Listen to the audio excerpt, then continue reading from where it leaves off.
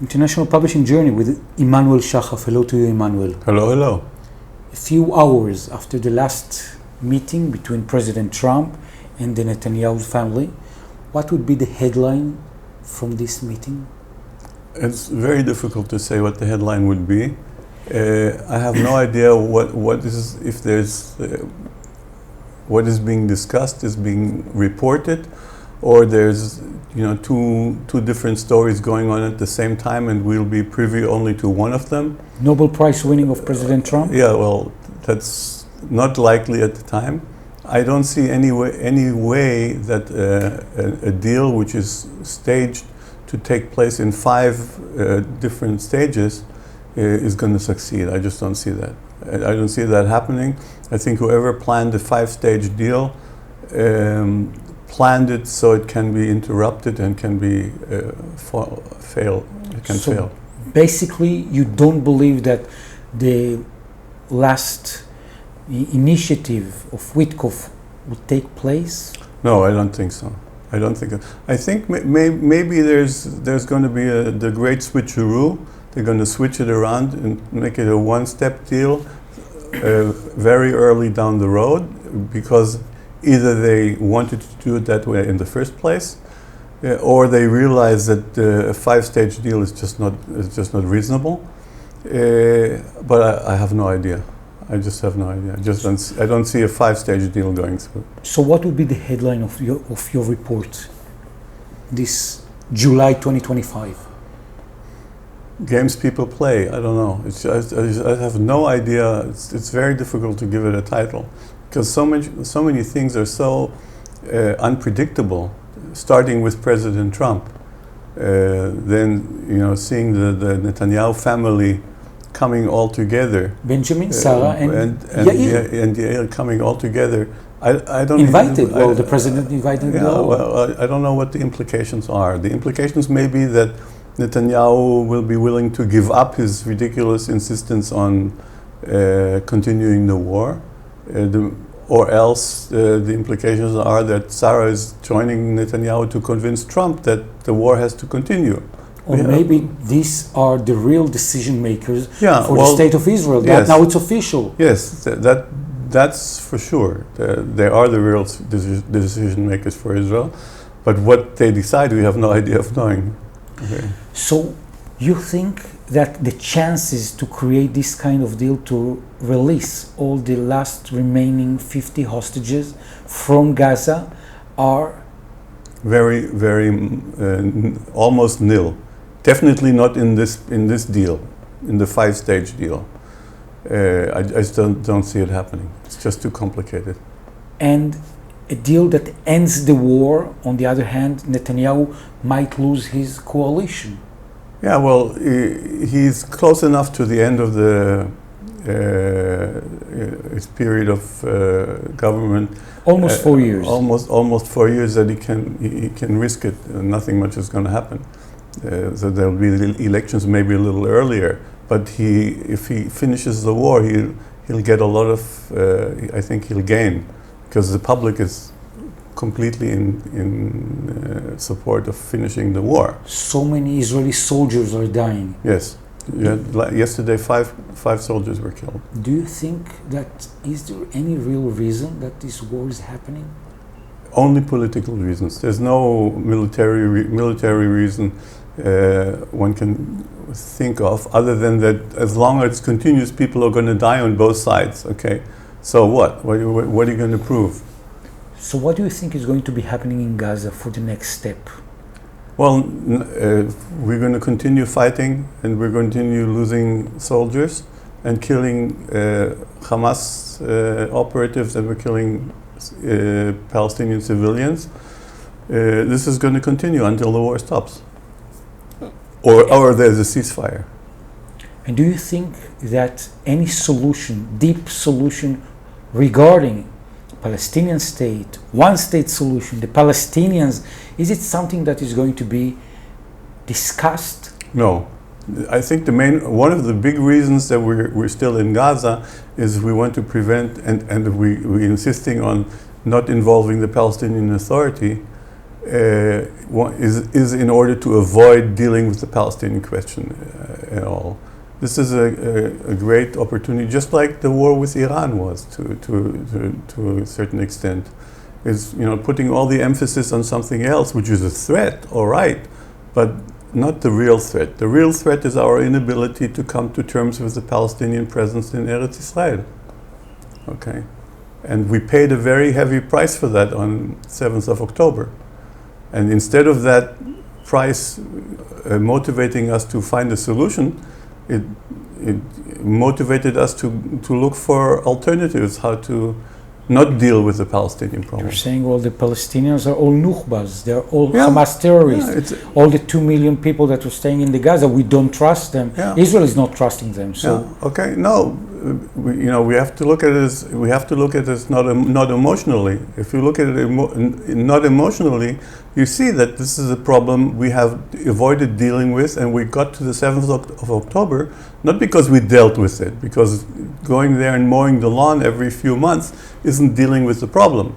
We haven't dealt with it, and we continue not to deal with it, and even now we're not dealing with it, and even after the war with Iran, we're not dealing with it. So this is a major flaw, and as long as we're not dealing with it, we're likely to encounter another return of something like the 7th of October from wherever. And do you think that Israel solved the issue of the nuclear weapon of Iran in Tehran? No, obviously not. The timing of the attack was completely political. Which means it suited Netanyahu, and it was convenient also from an international point of view. Trump was apparently willing to participate. The International Atomic Energy Commission gave a very negative report on Iran. So it was perfect timing to do the attack, which could have been done earlier, could have been done later. Didn't make much of a difference. But as things happen, instead of solving a problem and being, with a new situation where you solved your problem, you're now in a new situation where we have another problem. The other problem is how to make sure that Iran is not going to develop nuclear weapons, which it has now a really a great incentive to do, okay, and how we can do that, and the likelihood of continuing to attack Iran every once in a while, mowing the lawn in Iran, is something a country shouldn't have to deal with. What did we do if we all we did, we changed the mode of attacking? Instead of attacking once, we're attacking now several times in a row or something, whatever. So, isn't it that President Trump declared that all the nuclear position, weapons, and almost bombs were demolished? Okay, you can declare everything. We can also declare that we did what we did in Gaza and the war is over. Okay. You think it has nothing to do with reality? Reality is what happens on the ground. Okay, and reality is that Iran has a big incentive to develop nuclear weapons, the biggest ever. It's likely going to continue, and we're going to have to deal with it. Do you think that any kind of sweet international deal of the Abraham Accords might happen after, as a part of what is happening, and you had a wonderful and very profound service with countries that might be part of this accord? As long as Gaza is not resolved, and not only resolved now with regard to a ceasefire or a finishing of the war, but resolved clearly that what's happening with the population of Gaza, and as long as there's no future or no clear future or no clear vision what's going to happen with the Palestinians in the West Bank, I don't think there's going to be any movement on the Abraham Accords front. What kind of vision do you offer nowadays, you, Emmanuel Shachaf? The only vision I can think of is the complete opposite of what's happening. Okay, instead of throwing the Palestinians to the dogs, and this is literally what we're doing, even inside Israel now. Okay, with what's happening with trying to get Ayman Uda out of the Knesset is a clear example of how we intend to deal with the You mean the Israeli government? The Israeli government, yeah. The only way we can have a better future is to do it jointly with the Palestinians who live in Eretz Israel. And the only possibility to do that is in a one-state solution. Okay, in a one-state solution, in the federal, it may sound a little crazy, but first of all, it's very close to the situation we have right now. Right now we have it by force, by the power of force. We are the sovereign in the whole of Eretz Israel. Okay, so in order to organize that and make this into a one-state solution, we have to sit down and work on it. Okay, but that's the only way to get out of this problem. And I hope that the situation is bad enough already now for enough people to realize that we have to go that way, so that will also become apparent in the political picture in Israel, that maybe some political parties will pick up on the federal solution, on a one-state solution, they may actually mention the word. Do you think that you're feeling any presence of the Israeli opposition? No, absolutely. The opposition is just as bad as the coalition, and there's very little free thinking. I think politicians are very scared. What would happen? The only thing they are scared of is the public. They think that if they come up with something which is revolutionary, the public may not like it. Okay, but usually what happens is that the public is much more advanced in their thinking than the politicians are. So we need a courageous politician who will try the waters. Okay, but I don't see him or her at this time. What do you think about the Israeli Supreme Court? What decision is going to be made? Fighting a real, a war to defend its power. I think it's a losing war the way it looks now, because unless things we go to elections very soon, I think the legal revolution that the government is planning will succeed to some extent. It will succeed. We already see that the change of the judges has impacted on the decision of the Supreme Court. So the fact that we have more conservative judges, just like in the United States, exactly, where the conservative judges have changed the picture completely, in Israel they also have, to some extent, and that will continue. So basically, the democracy as we knew it in the United States and also in Israel, it becomes a complete new ball game. It's a new ball game. It's a new ball game, absolutely. Would you like your children and grandchildren to continue be living in a state like the state Israel is becoming? I want them to have the possibility to decide for themselves. That's what I want. And if they will come and will ask you, hey Manuel, you've been around so many years with books and lectures and service in the Israeli Mossad and all the other forces, what is your recommendation? What would you tell them? I'll let them decide and say what makes them happy. I'll give them the picture the way I see it, but I won't try to influence them. And if they will tell you, Emmanuel, we would love to try ourselves in Germany, in Europe, in New Zealand. Fine, absolutely.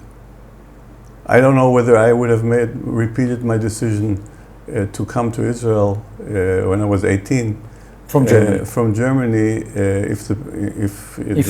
if I would have known what's going to be down the road, or if the situation would be like it is now, definitely. So because you are seeing the wonderful dream of the Eretz Israel, Medinat Israel, what is happening? It's completely deteriorated. It has to be in something which looks like, I don't want to, where you're looking for comparisons and they're not good. Okay, none of the comparisons you can think of are not good. Okay, are any good? None of them.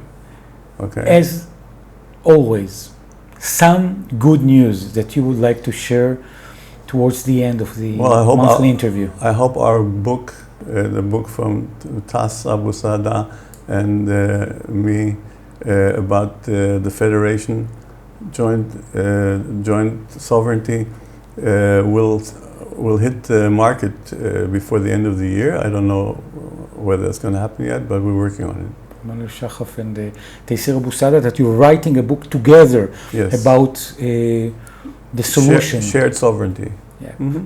Everyone has the same rights. Yep, that's the only way to continue here, in a state where everybody has the same rights. And do you think that the state of Israel will continue to exist in a solution like this? Yeah, of course it will. It will only continue to exist in a solution like this. If it will not go to that solution, it will become a travesty. It will become a authoritarian apartheid regime. People that want to be part of your international publishing journey, that want to be part of the books, of the lectures, how can they reach you? Federation Movement, or the Quest for Israel's Future, Identity, the Quest for Israel's Future, or Emmanuel Shachaf on Facebook.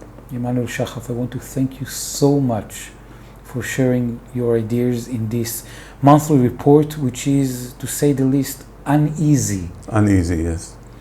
Thank you so much.